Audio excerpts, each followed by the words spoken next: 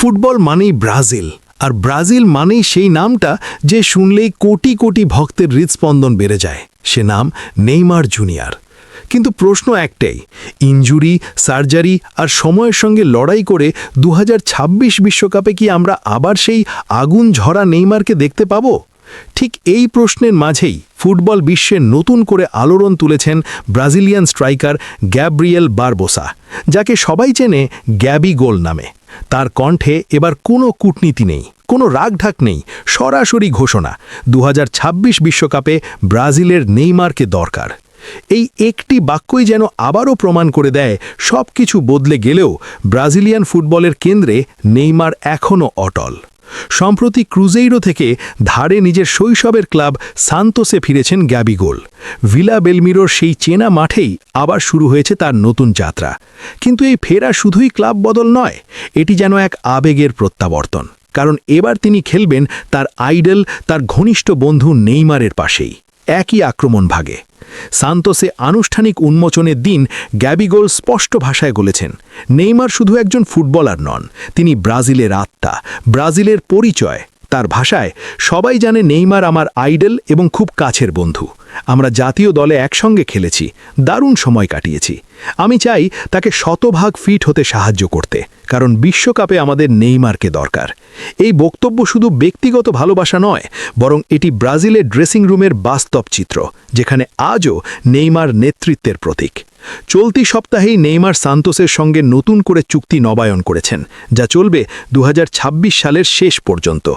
এই চুক্তির সময়সীমা নিজেই ইঙ্গিত দিচ্ছে নেইমারের লক্ষ্য এখন একটাই, 2026 বিশ্বকাপ। ইউরোপের ঝলমলে ফুটবল ছেড়ে শৈশবের ক্লাবে ফিরে আসা, নিজেকে নতুন করে গড়ে তোলার এই পরিকল্পনা কোনো হঠাৎ সিদ্ধান্ত নয়, বরং এটি একটি সুপরিকল্পিত কামব্যাক মিশন। সামনে বড় চ্যালেঞ্জ অবশ্যই আছে, কারণ ব্রাজিল জাতীয় দলের নতুন কোচ কার্লো আনচেলত্তিকে বোঝাতে হবে নেইমার এখনও ফিট, এখনও বড় মঞ্চের জন্য প্রস্তুত। কিন্তু এই পথ যে সহজ নয়, সেটা নেইমার নিজেও ভালো জানেন। 2023 সালের অক্টোবরে ব্রাজিলের হয়ে খেলতে গিয়ে তার ক্যারিয়ারের সবচেয়ে ভয়ঙ্কর ইনজুরির মুখে পড়েন তিনি।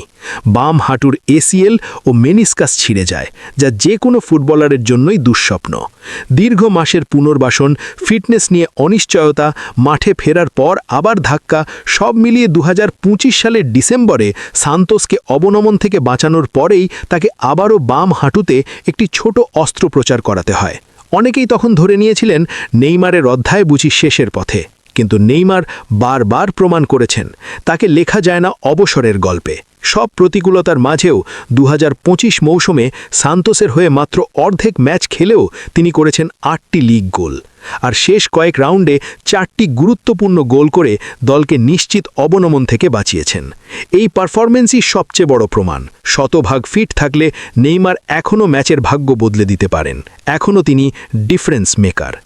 গ্যাবি গোল আর নেইমারের সম্পর্ক নতুন কিছু নয়। ক্যারিয়ারের শুরুতে সান্তোসে একসঙ্গে খেলা, 2016 অলিম্পিকে ব্রাজিলকে সোনা জেতানোর আনন্দ, 2021 কোপা আমেরিকায় একই ড্রেসিং রুম ভাগ করা, এই বন্ধন কেবল মাঠের নয়, মাঠের বাইরেও গভীর।